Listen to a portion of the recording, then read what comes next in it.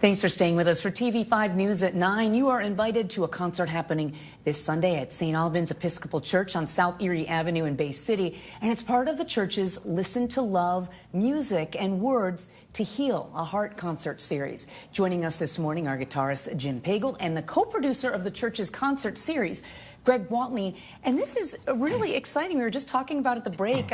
If we could start to maybe explain to folks what is the Listen to Love concert series and kind of what was the inspiration behind it? Sure. We started the series this year after a great gift we received last year. We were donated a beautiful black grand piano and decided that we should have a huge concert. And the pianist Kevin Cole played for that concert last year. We filled the church. And so he and I put our heads together and said this year we should have a 4-part concert series to continue to celebrate that gift and to provide a very eclectic experience of 4 concerts of all different styles. And we're now here today to talk about the second one, which features Jim Pagel. That is so neat. I want to also ask you really quickly, a lot of long-time community ties with the church, 60-year history. What, if you could tell us a little bit about that? Sure. This is the 60th anniversary of St. Albans. And St. Albans was a combination of congregations. So actually the building you would come to see is a beautiful old Anglican church over 100 years old. Wow. And it's beautiful to be there. It has beautiful acoustics. And we're happy to celebrate the 60th anniversary this year and do it with the inaugural series. Wow. What are, Jim, some of the biggest accomplishments you've had in your music career? How long have you been playing? I've been playing guitar for 42 years. Really? I've played every style you can imagine. I've studied Spanish flamenco, fingerstyle, blues, rock. About 12 years ago, I spent a month in Asia and I decided to learn jazz. So I actually learned by ear some of the most famous jazz guitar pieces, and I got the bug. When I got back to the States, I practiced for a couple months, started a trio, and 3 months later, we opened up for one of the biggest jazz guitar players in the world at the Bay City State Theater. Wow. We filled the theater. I got my first standing ovation and literally started to weep on stage because I was so excited about, wow, this is really neat. You can really touch lives with music other than just playing a restaurant or bar where people are there to converse and to enjoy food and not really the music so much. So putting the concerts on like this, I'm very blessed and honored to be a part of it.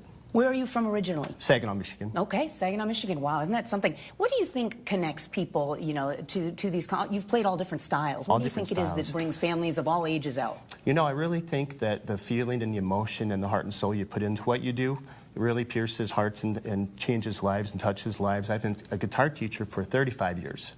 And students and students' parents will come out to gigs and they don't see me get to perform at a lesson, but they come out and go, wow, I didn't know you could actually play like that, and very fancy and technical and with a lot of techniques and things like that. So it's very fun to touch lives with it. It is really neat. Well, tell us about this concert on Sunday, kind of what you'll be playing with your group. Well, there's a very rare form of jazz that came out of Europe from the 30s and 40s called gypsy jazz. Okay.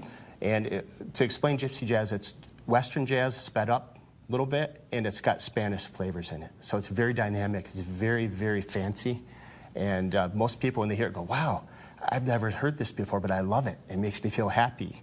People come up to me at gigs and go, I feel like I'm in a big city listening to this way you play the guitar. And it's just a really neat, unique type of music. That is neat. And there's also a plan for a Meet the Artist reception?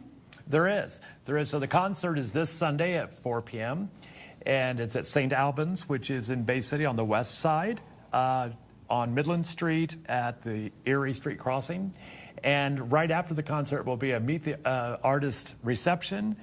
Everyone can come and meet Jim, take pictures, chat, and the people at St. Albans, who have many years of great food, are working hard now to provide you a great homemade buffet of treats, so you don't want to miss that.